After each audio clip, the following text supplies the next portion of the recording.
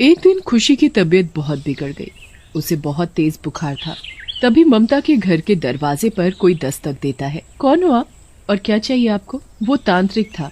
हम तांत्रिक बाबा हैं, दिखाई नहीं देता क्या? हम कोई ऐसे वैसे बाबा नहीं हैं, हमें सब पता है तुम्हारी बेटी के बारे में।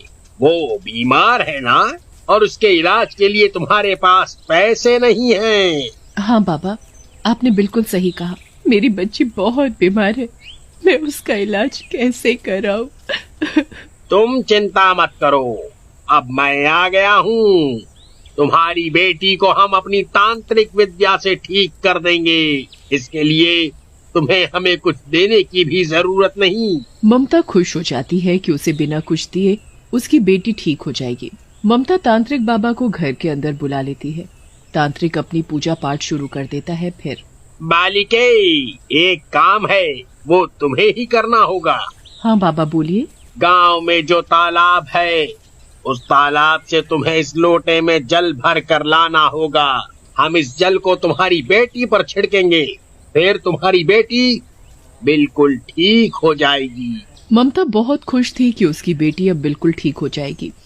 वो खुशी खुशी तालाब से जल लेने जाती है। जब जल लेकर वापस घर लौटती है तो अपने घर के अंदर का नजारा देखकर हैरान रह जाती है। तांत्रिक बाबा वहां नहीं था और उसकी बेटी फर्श पर खून से लथपथ पड़ी थी। खुशी, खुशी बेटा, ये तुम्हें क्या हो गया? खुशी आंखें खोलो मेरी बच्ची, आंखें खोलो। ममता के रोने और चीखने की आवाज सुनकर सभी गांव वाले वहां इकट्ठा हो जाते हैं। ममता बहन, ये सब क्या है? और ये तुम्हारी बेटी पर खून? अगर इसे कहीं चोट आई है तो इसे गांव के वैद्य के पास ले चलो जल्दी। मेरी बच्ची अब कभी ठीक नहीं हो सकती क्योंकि वो मर चुकी है। ये सब मेरी वजह से हुआ है। मैंने क्यों उस तांत्रिक पर विश्वास किया, क्यों उसे अपने घर में घुसाया? तांत्रिक? ये उसी तांत्रिक का किया हुआ है जो बच्चों को मारकर उनका दिल निकाल कर ले जाता है। ममता बहन, क्या तुम्हें उसके बारे में नहीं पता था? उसके बारे में तो पूरा गांव जानता है कि वो तांत्रिक परेबी बाबा है। अगर मुझे पता ही होता तो मैं उसे घर में घुसाती ही क्यों? हम अपनी आंखों के सामने अपने बच्चों को कैसे मरता हुआ देख सकते हैं? उस तांत्रिक का कुछ करो। बिल्कुल सही कहा। वो तांत्रिक बाबा ज्यादा दूर नहीं गया होगा। आज हम उसे पकड़कर अच्छा सबक सिखाते हैं। चलो भाइयों। पूरा गांव हाथ में लाठी लिए तांत्रिक की तलाश में निकल पड़ता है। आखिर उन्हें वो तांत्रिक दिख ही जाता है। एक पेड़ के नीचे बैठकर वो तांत्रिक अपनी तंत्र विद्या में मग्न था। तभी गांव वाले उसे लाठियों से मारने लगते हैं। मुझे छोड़ दो, मुझे छोड़ दो, नहीं तो तुम्हारे सबके लिए अच्छा नहीं होगा।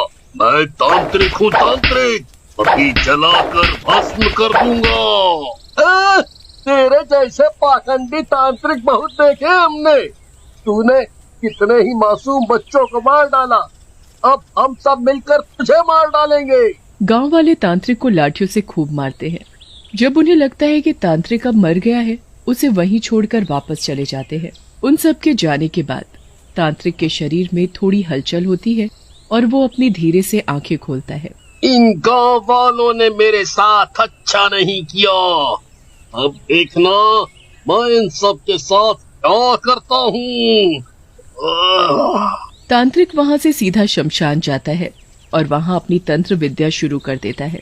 फिर वो उसी शमशान से 10 मुर्दों के सिर निकालकर एक 10 सिर वाला भूत बनाता है।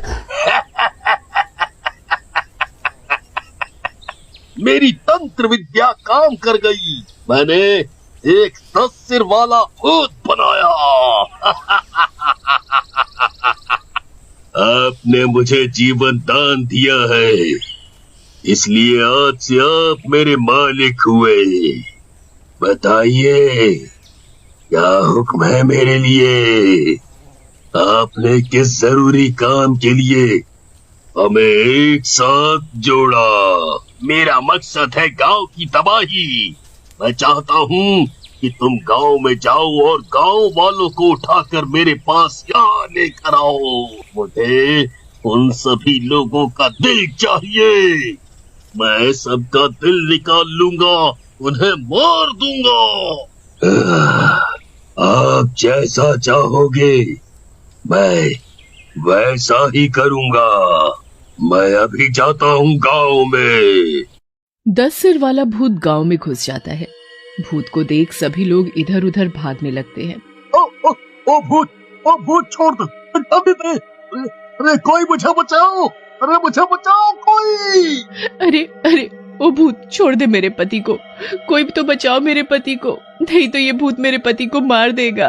मैं तुम्हारे पति को नहीं मारूंगा, पर मैं इसे अपने साथ लेकर जाऊंगा।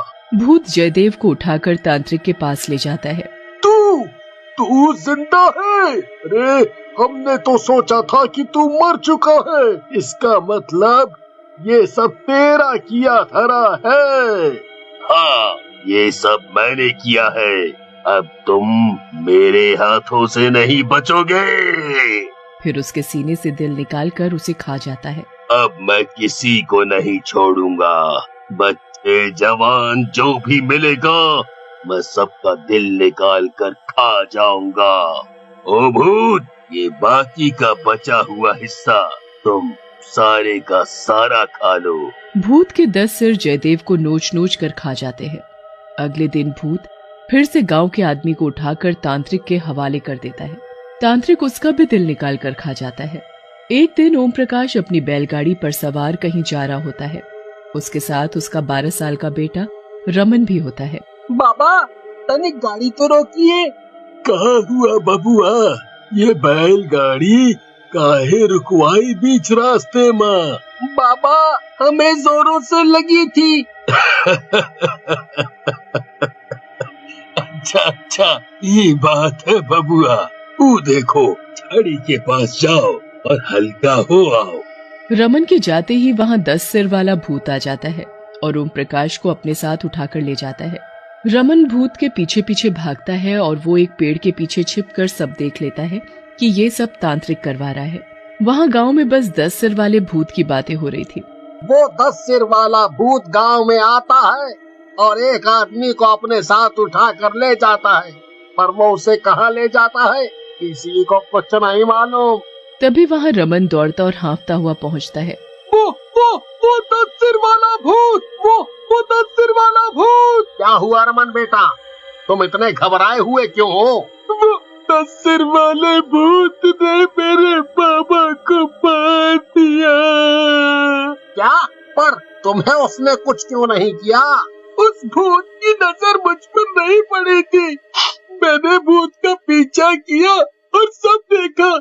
रमन सभी गांव वालों को तांत्रिक के बारे में सब बता देता है और ये भी बताता है कि वो भूत उसी तांत्रिक का बनाया हुआ है। उस तांत्रिक और उस 10 सिर वाले भूत से गांव को कैसे बचाया जाए? हमें बहुत ही सूझबूझ से काम लेना होगा। तभी वहाँ मंदिर का पंडित आता है। तुमने सही कहा बेटी, वो भूत उस तांत्रिक का बनाया हुआ ही है। ये मेरे पास भभूत है।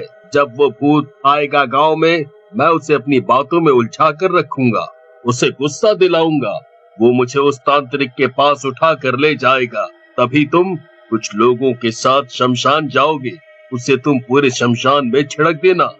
ठीक है पंडित जी, मैं सब समझ गया। देखिए वो भूत भी आ गया, वो इसी तरफ आ रहा है। कुछ गांव वाले यशराज के साथ चुपचाप वहाँ से शमशान चले जाते हैं। ओ भूत, तू इन सब को छोड़, आज मुझे ले चल अपने साथ। मुझे अपने मरने का कोई गम नहीं होगा।